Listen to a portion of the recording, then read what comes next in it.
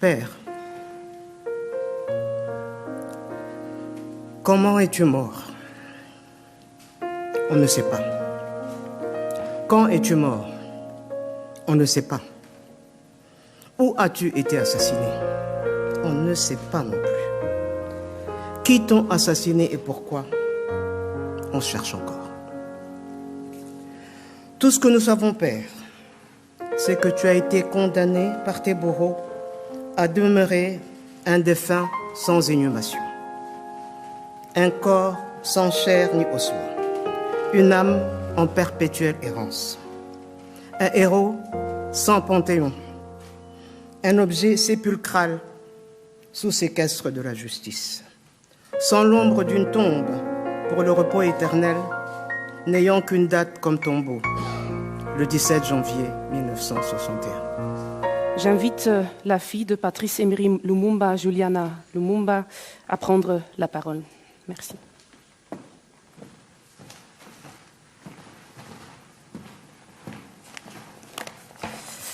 Excellences, Messieurs le Premier ministre, Excellences, Mesdames et Messieurs en vos grades et qualités, distingués invités. Père, nos cœurs enseignés 61 années durant, nous, tes enfants, tes petits-enfants et tes arrière-petits-enfants, mais aussi le Congo, l'Afrique et le monde. Nous pleurions ta disparition sans avoir fait d'oraison funèbre. Père, comment es-tu mort? On ne sait pas. Quand es-tu mort? On ne sait pas. Où as-tu été assassiné? On ne sait pas non plus. Qui t'ont assassiné et pourquoi?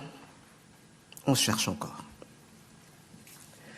Tout ce que nous savons, Père, c'est que tu as été condamné par tes bourreaux à demeurer un défunt sans inhumation, un corps sans chair ni ossements, une âme en perpétuelle errance, un héros sans panthéon, un objet sépulcral sous séquestre de la justice, sans l'ombre d'une tombe pour le repos éternel, n'ayant qu'une date comme tombeau, le 17 janvier 1961. Il y a 2 ans, le 30 juin 2020, nous avions écrit à Sa Majesté le roi Philippe de Belgique. Nous lui avons dit que notre responsabilité d'enfant, notre devoir de descendant, devenu maintenant aussi père et mère, c'était de rendre hommage à notre père, à notre géniteur, en lui offrant une sépulture digne du sang qu'il nous a légué. Ce précieux sang qui circule dans nos veines, la réponse du roi, c'est la cérémonie solennelle de ce jour. Au nom de la grande famille Lumumba, éplorée, j'adresse une parole de remerciement et d'infinie gratitude à Sa Majesté le roi Philippe. Il a montré, dans ces tristes conjonctures, un remarquable intérêt affectueux pour notre Père et a manifesté un profond regret pour son abominable sort. Distingués invités, de la réception de notre lettre ouverte au roi, le 30 juin 2020, à la cérémonie solennelle de ce jour, nous avons été agréablement surpris par les délicates attentions du gouvernement du Royaume de Belgique, à travers tant de son ambassade à Kinshasa que du Premier ministre ici à Bruxelles. Vous avez allégé notre fardeau, adouci nos amertumes et mérité bien justement notre profonde reconnaissance.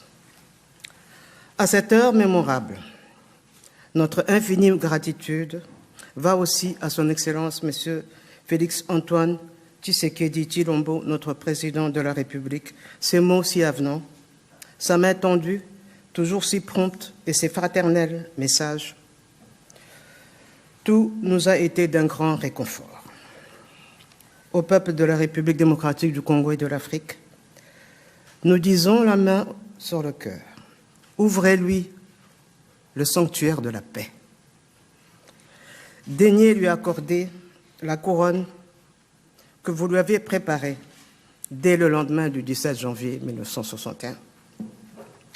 D'ordinaire, le nom de Patrice Emery Lumumba revient en ritournelle chaque fois que l'on parle de la décolonisation de l'Afrique et de la souveraineté des États africains.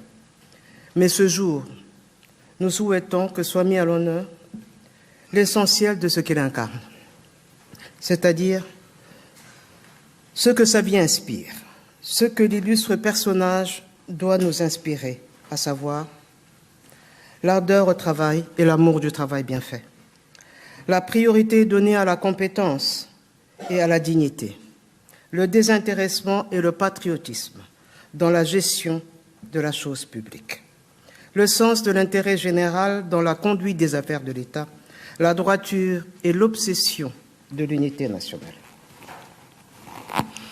Ce sont ces valeurs qui ont conduit cette vie. Puisse-t-elle devenir la référence en République démocratique du Congo et en Afrique.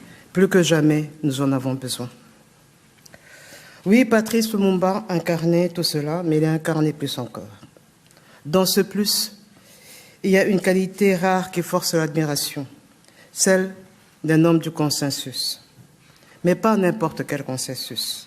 Pas un consensus mou et trouble, mais un consensus de conviction et des étapes décisives de sa brève et bouleversante vie. Né et ayant grandi au centre du pays, dans le Sankuru, il commence sa carrière professionnelle au nord de la République, à Kisangani, dans la province orientale. Il fonde à Kinshasa le tout premier mouvement politique pluriethnique et national, le Mouvement national congolais, MNC en sigle. Il devient le premier Premier ministre d'une République démocratique du Congo, une et indivisible. Distingués invités, qu'il me soit permis d'affirmer qu'il n'y aura pas de redressement de notre patrie, le Congo, pour en faire un pays, une nation et un État digne de ce nom, si nous ne nous employons pas énergiquement à restaurer et à replanter ces valeurs, véritables repères qui ont été légués à notre société par celles et ceux qui ont, dès l'aube du 30 juin 60, porté notre destin sur leurs épaules. Et cette restauration passe notamment par l'honneur à leur rendre. À cet effet, le plus bel hommage que nous puissions rendre à Lumumba et à ses compagnons héroïques, Joseph Okito et Maurice Polo, c'est de nous montrer dignes de leur legs. Ce qu'ils attendent de nous, ce ne sont pas d'incessants regrets, mais un ferme serment, celui de continuer le travail resté inachevé. Ce qu'ils attendent encore de nous, ce sont plus de perpétuels sanglots, mais un élan audacieux et volontariste, porté par chacun de nous, et plus particulièrement par les jeunes Congolais. Et cet élan, c'est l'intelligence et la puissante volonté de surmonter nos difficultés, de lutter contre les divisions fratricides, de faire vivre la fraternité nationale au Congo et la fraternité panafricaine en Afrique. Distingués invités, cette cérémonie solennelle ne serait qu'une date parmi d'autres si nous ne retenions pas la leçon qu'elle nous donne. Ce moment d'émotion et de gravité doit ouvrir un moment d'espoir.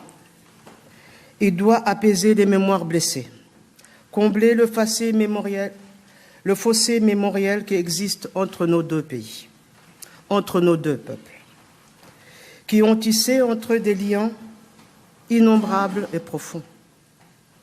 Cet esprit, c'est celui de créer des possibilités de faire ensemble des pas de prospérité partagée et de co-développement, à l'aune d'un climat propice à un nouveau vivre ensemble belgo-congolais. Ce n'est qu'ainsi que nous comprenons le sens de la présence ici aujourd'hui de son Excellence, Monsieur le Premier ministre Michel Jean-Michel Sama Lukonde, venu non seulement pour représenter le président de la République, mais aussi le peuple congolais dans son ensemble. Nous lui en sommes infiniment reconnaissants. Père,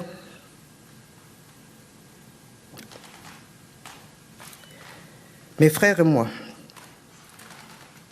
ainsi que nos enfants et tes arrière-petits-enfants, avons essayé, à travers cette adresse, de trouver les mots pour te dire adieu. 61 ans après ta disparition. Mais nous devons avouer qu'il n'y a rien qui puisse exprimer comme il faut ce que nous ressentons et pensons aujourd'hui. Nous ne pouvons que formuler ce vœu. Ce vœu que tu puisses, Père, de là où tu es, de là où tu te trouves, être fier de tes enfants, de tes petits-enfants et de tes arrière-petits-enfants. Père, à présent, bien retour au pays. Merci.